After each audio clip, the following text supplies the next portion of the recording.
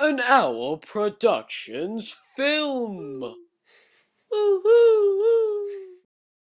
Today we're going to talk about the Pantheon.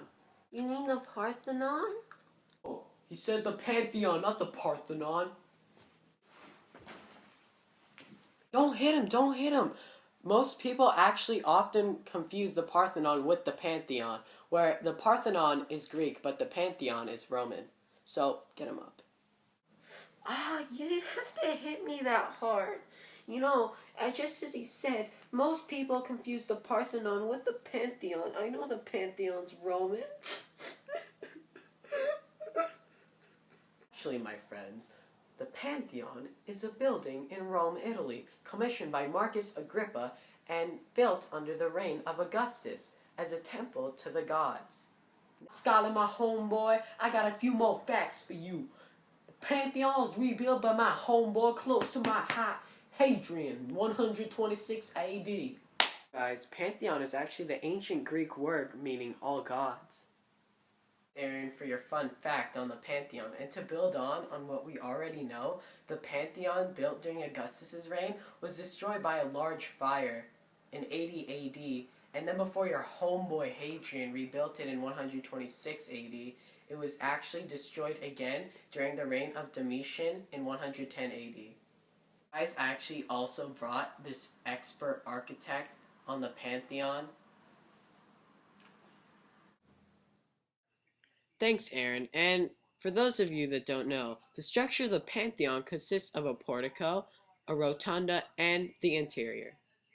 The first structure of the Pantheon that we will be talking about is the portico.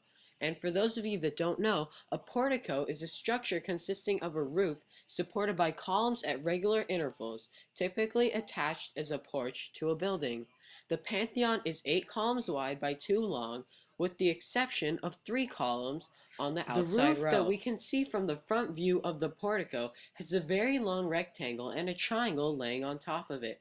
On the long rectangle, we can see the inscription M. Agrippa LF Cos Tertium Fecit, which means Marcus Agrippa, son of Lucius, consul for the 3rd time, built this. Next, we will be talking about the rotunda. Rotunda simply means round building or room. A quick fact about the rotunda is that the weight of the Roman concrete used to build the dome weighs 4,535 metric tons. That is the equivalent to 400,000 liters of water.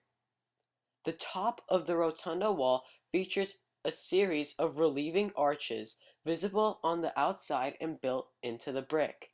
At the top of the dome, there is an opening letting light and cool air inside the rotunda. Finally, we'll be talking about the interior. The interior of the dome was most likely intended to symbolize the arched vault of the heavens. Circles and squares form the layout of the interior design. There's a checkerboard floor pattern, on the floor obviously. Each zone of the interior from floor to ceiling is divided to a different scheme. As a result, the interior decorative zones do not line up. Also, we can see 4 portico structures as well as 9 columns on the interior of this picture.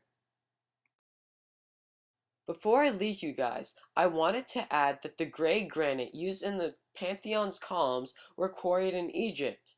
They were floated by barge down the Nile River when the water level was high during spring floods, and then they were transferred across the Mediterranean Sea to the Roman port city of Ostia. There, they were transferred back onto barges and pulled up the Tiber River to Rome. Guys, that's some interesting information, but what I don't get is, what was the main purpose of this Pantheon thing? I'm glad you asked. The Pantheon before the Renaissance was used as a shrine for all gods, and now after the Renaissance, the Pantheon is used as a tomb.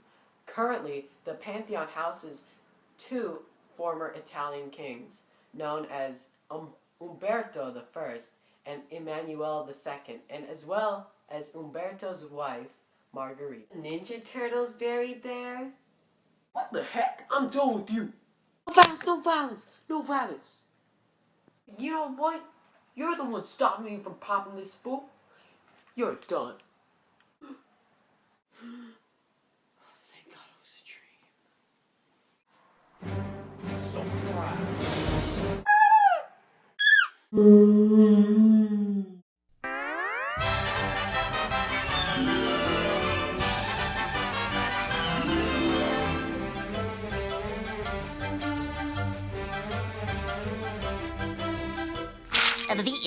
That's all, folks.